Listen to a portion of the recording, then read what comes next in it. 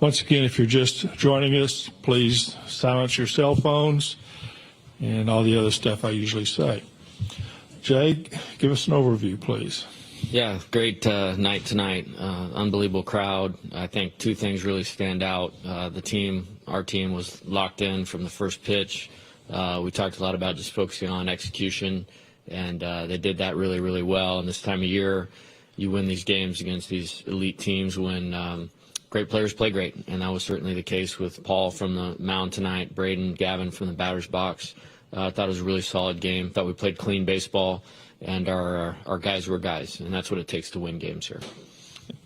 Okay, open it up now for questions for the student athletes. Raise your hand, and we'll get a mic to you, and I saw Leah first. Paul, Tony Vitello just said that he felt like you pitched backwards against Tennessee versus the last time he saw you. So what was kind of your game plan? What pitches were working?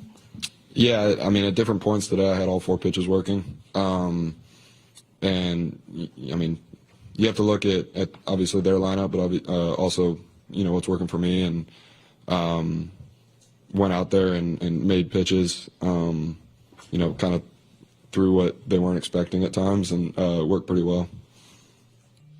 Okay, Sam. Sam McCune from the World Herald. Paul, can you talk just a little bit about the night? That setting, 25,000 fans, throwing the way that you did, that experience, what it was like. Yeah, it was awesome, and I think I'm going to need a little bit of time to kind of internalize that and take it all in. So I don't think I was able to do that as much as probably some other people were tonight. But it was an awesome experience to go out there and compete in front of that many people. Alex Box Stadium is a pretty cool place, but I mean, this is a different animal. It was really cool. Okay, who you got? Yeah. Yeah, Glenn Wesco, 247. Gavin and Braden, just the hitters tonight, you guys seem to really just kind of pace yourselves, and it just really looked like you guys just did a good job of moving the offense when you needed to. Just how would you assess what you guys were able to do out there tonight? Gavin, you start, please.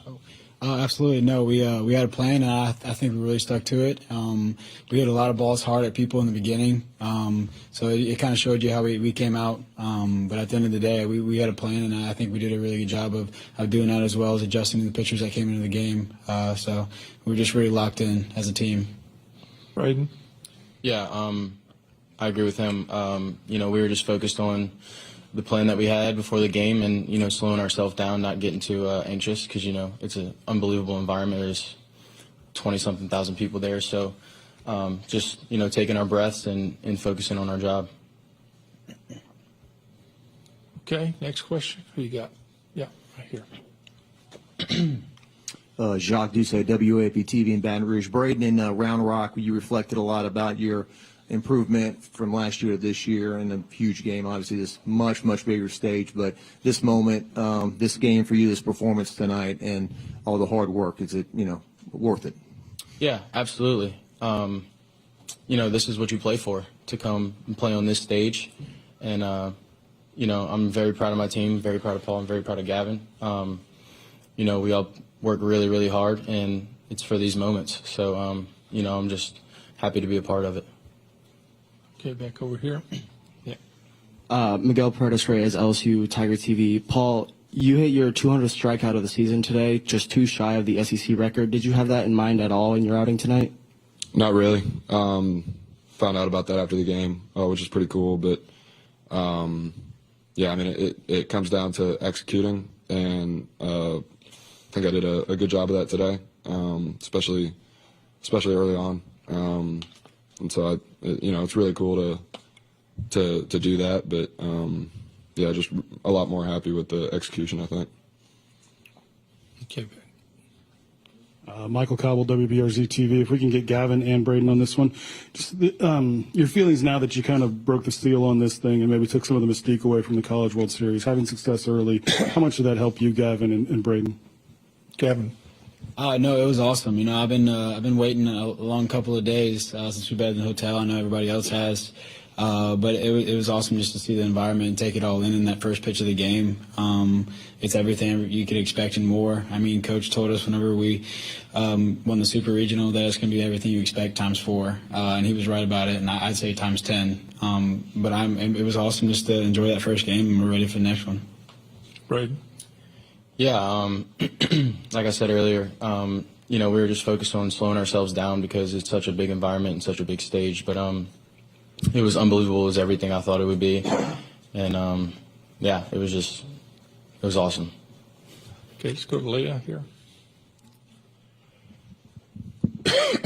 Leah Van, Baton Rouge Advocate. Braden, you had 3 extra base hits tonight. What were you seeing from the plate? Yeah, I was just trying to get the ball. I was trying to get the ball up.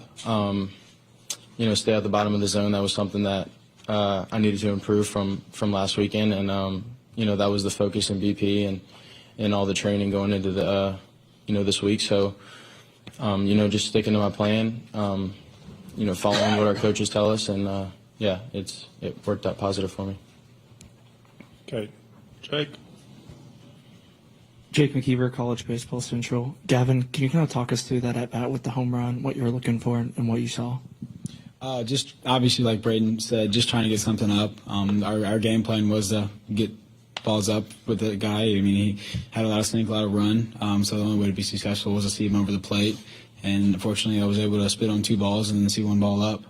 So I was lucky enough to put a good swing on a good ball and put the Tigers out in front right there. Back over here. Let's see.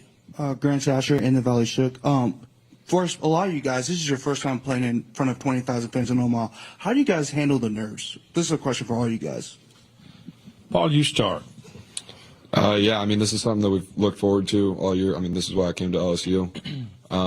But honestly, playing in front of as many fans as we have at Alex Box, and kind of mentally preparing over the last 10 months or whatever it's been, when it comes down to it, it just comes down to execution. And Coach says the game doesn't change, people change, and as long as we make it to where we don't change, then that allows us to have success here.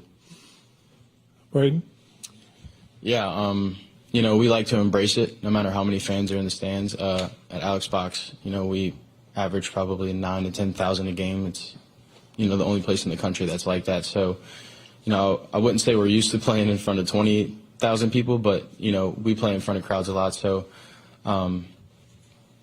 it's super cool. And if you just look around and, have a full circle moment, it's like, how can you not have the most fun? It's just go out there, have fun, and embrace the opportunity that we're given. Absolutely. No, to go along with that, I would say we play 56 games in the regular season, and we play 56 playoff games in our mind. So every game that we play is a playoff game. No matter what we do, no matter how we prepare, we're preparing to win a playoff game. And that's something that I think that has made us very successful in those moments, and what's going to continue to help us move forward. Okay, this will be the last question coming up. Jocelyn? Jocelyn Stamp, Sports Illustrated Kids. Paul, what advice would you give to kids facing a pitcher like you? Oh, man. Be ready for the fastball. I don't know what else to say. That's pretty much it. That's all you can do. You throw fastballs, yeah. Okay, men, thank you. You're excused, and then we'll start here in a second. Thank you. Questions for Coach Johnson.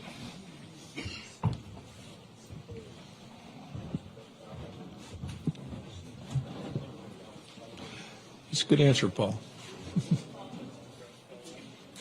Thanks, guys. Thanks. Okay.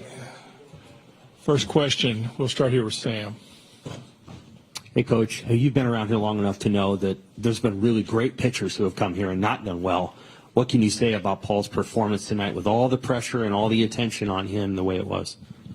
Yeah, I'm really proud of him, and I certainly don't take these outings for granted, but that's about the 16th one that we've seen like that, and remarkable. I'm really proud of him for tonight because he had a lot on his plate here, and all great things, with the Dick Hauser Award. But that was took a lot of time and effort, and what a great honor. And I mean, he just showed tonight why he was probably the clear-cut winner for that award.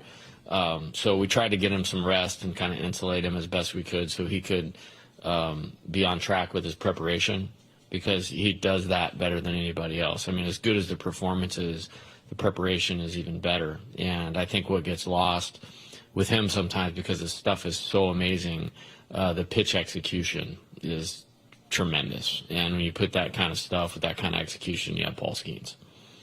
Okay. Go Leah here, and then we'll go to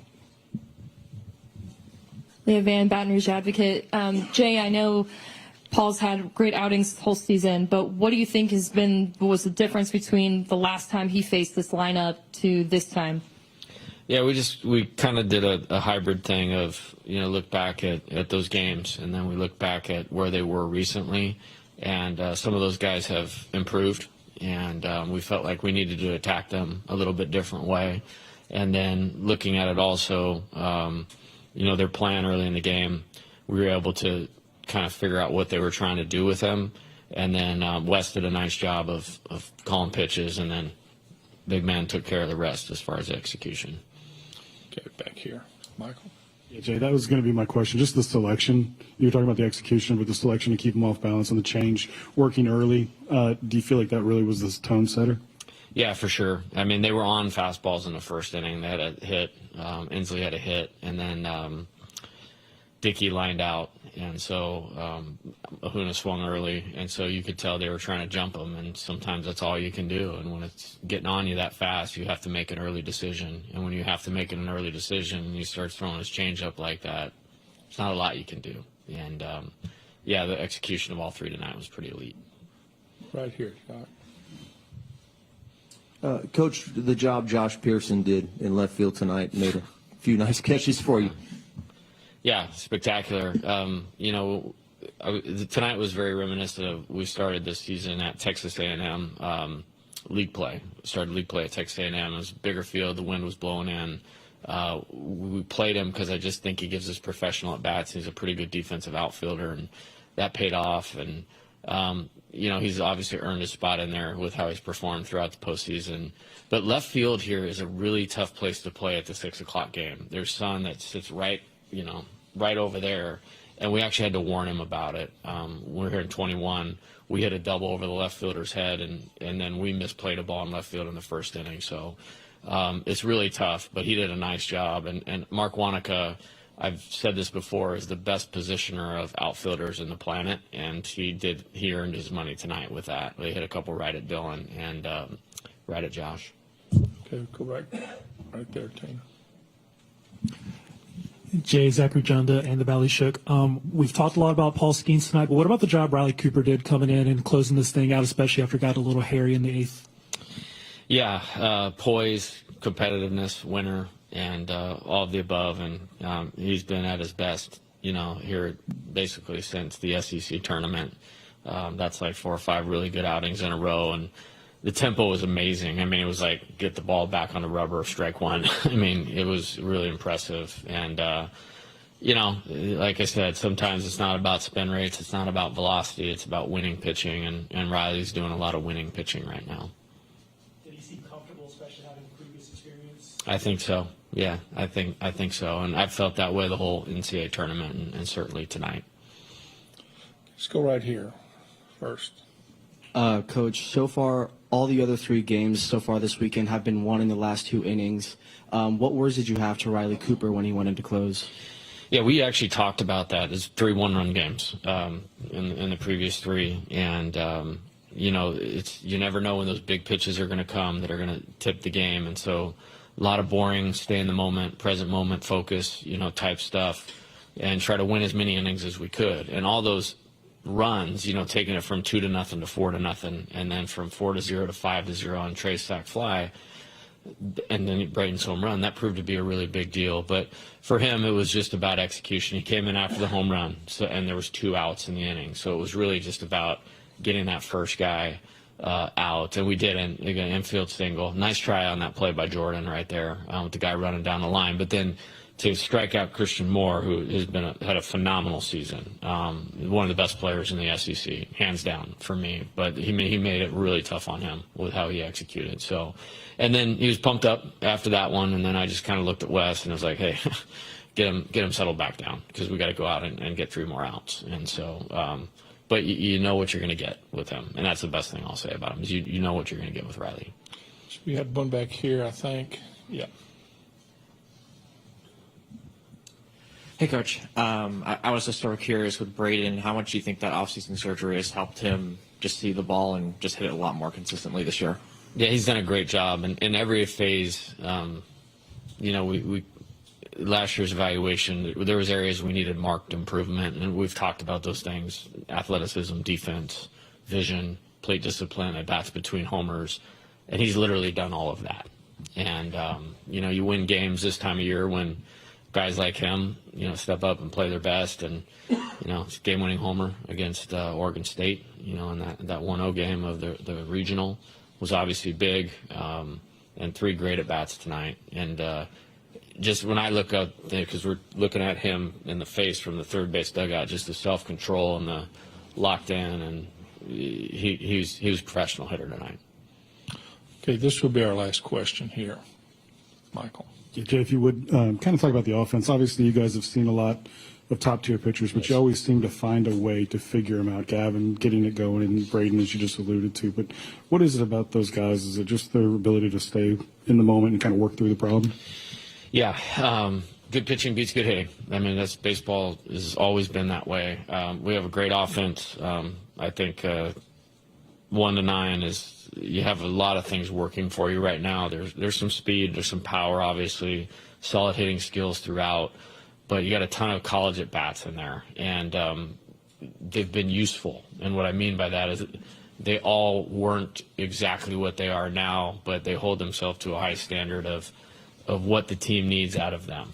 And then they just don't give in, the way a lot of typical college hitters do. And then when you do that, you get to some of the talent in terms of on-base percentage and slugging, runs, all of those types of things. I thought we played very mature baseball tonight. I mean, we got the 1 error, but that was a tough play. Jordan did everything right on that play to come get it, and the only hop he could have caught was the short hop and still made the play. But I thought we played great, clean baseball on both sides, took really good at-bats, and then we had some, like I said, we had some of our guys were guys tonight.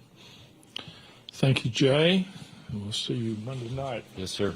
Wake will be the home team. Yes, sir.